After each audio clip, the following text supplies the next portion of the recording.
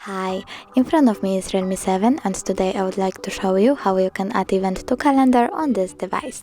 Firstly, find calendar and open it. Then tap on the month above and select a date. When you're done, tap at the bottom right corner on the plus sign, choose event, and over here you can add a title, set up notification, minutes, hours or weeks before, click done, add location, people and many other things. When you're done, tap save at the top right corner. As you can see, my event was successfully added.